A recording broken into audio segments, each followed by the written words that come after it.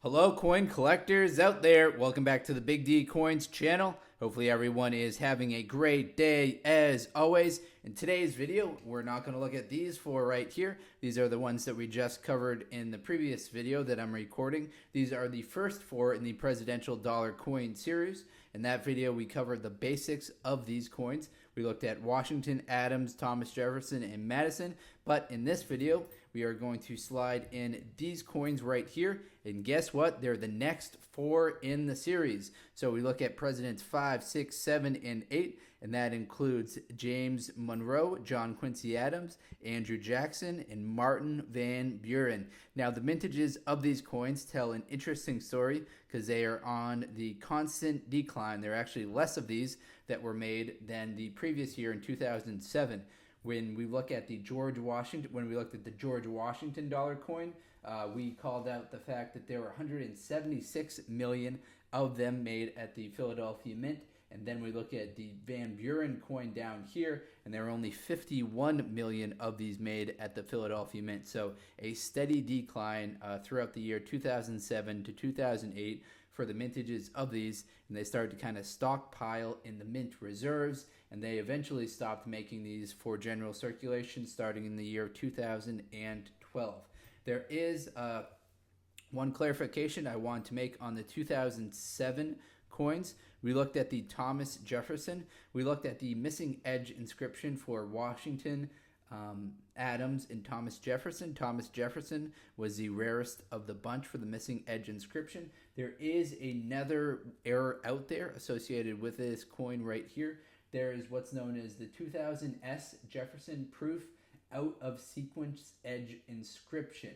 So the sequence on the error coin reads 2007 S in God we trust, e pluribus unum, and it should read 2000 S e pluribus unum in God we trust. So we the error coin flip-flops the order of the sequence of the letters of the words that appear on here. It flip-flops the in God we trust, e pluribus unum, and it gets those out of sequence. So if you've got some presidential dollar coins that are in very good condition, before you just toss them back into circulation, check out the edge inscription because that can actually really increase the value of your coin.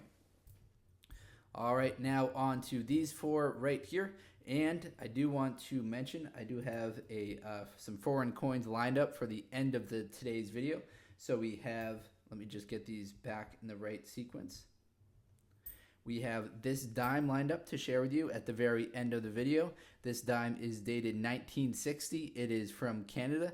It's worth 10 cents, as you can see right here. And we have this quarter from Canada. This is dated 1957. It's a 25-cent coin, but guess what the metal content of these two coins are? You can probably tell from their coloring and their wear and tear. But yes, these are 80% silver coins. So we'll talk about those, the mintages of those coins at the very end of the video, probably the last minute or so. And now we're on to these coins. I should also mention there's a different type of variety out there, which is known as the type 1 versus type 2 when we're looking at these coins right here. And that is how the lettering appears on the coin. So there's some lettering that appears where it says,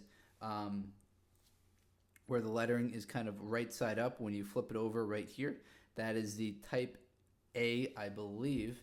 Now I seem to always confuse these. There's the type A and the type B, or type 1 and type 2, also known as position A and position B. So with the edge lettering right side up, but you got to make sure you're looking at it the proper way. That is the position B versus the position A, where the edge lettering is upside down. So imagine this, except kind of flipped over. Now that is not an error. The United States Mint intentionally kind of didn't decide if it should be, one way versus the other way. So in theory, there would be about 50% where the lettering is facing like this way, and then 50% where the lettering is facing the other way. PCG does break out on their price guides the difference between the type 1 versus type 2. So if you're looking to build your set registry, or if you want to check out, the prices of these yourself, and you want to verify any information that I tell you from the PCGS website, you can look it up, and it will ask you the difference between the type 1 and the type 2, also known as the position B and the position A. All right, now that I kind of probably confused you a little bit with that, let's get into the mintages of this coin. So we'll start at the top right here with the fifth and the sixth presidents in the series. At the Philadelphia Mint, there were 64 million of the Monroe coins made, 60 million made at the Denver Mint. Then we're on to 57 million made at the Philadelphia Mint for the JQ Adams, and then 57 made at the Denver Mint as well. For these two coins right here, we've got 61 million made at both the Philadelphia and the Denver Mint for Jackson, and then 51 million made at the Philadelphia, 50 million made at the Denver. Any guesses on the prices of these coins at a mint state 65 condition? So a mint state 65 is a very high grade for these. So mint state 65, these are going to be worth the same as the 2007 presidential dollar coins. They'll be worth $3. Now they have, of course, PCGS, of course, has graded a lot of those, which is why the values are so low. If you get into some of the more rare coins that were made later on in the series, when the mintages kind of dropped much lower, or if you get an error coin, that's how you can really jack up the prices of your coins. But for these ones right here, unfortunately, there are no known errors except for the varieties in the position 1 versus position 2. So keep that in mind. These aren't going to be worth very much more than face value unless you've got them in the mint state, which is a uncirculated condition. And to get that 65 versus a 63, it has to be struck rather well. All right, so we've got those 4 coins. Now let's bring in our foreign coin showcase. We have a dime and a quarter. Let's start it off with the higher value of the two. This is the quarter right here, dated 1957. This series was made from 1953 to 1964.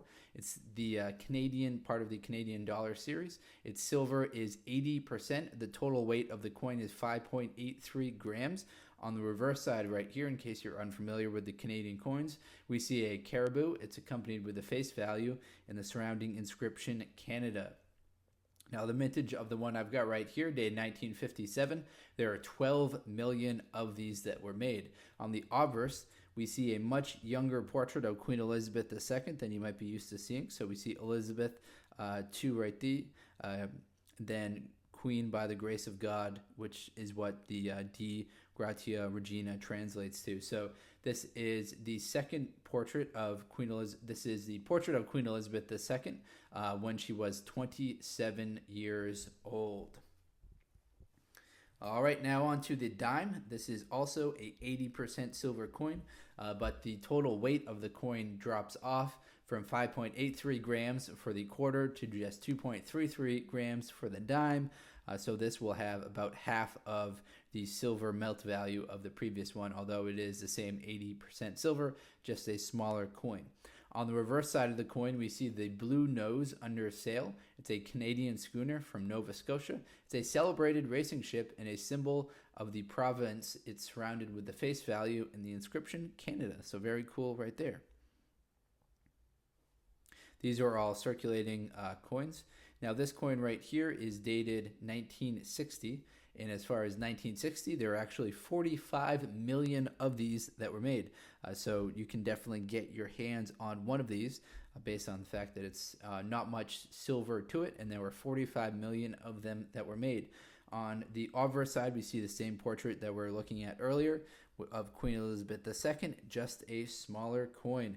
All right, everyone, hopefully you enjoyed today's video. We looked at President number 5, President number 6, 7, and 8 in the presidential dollar coin series. Thank you very much for watching, everyone, and best of luck coin collecting out there. Enjoy!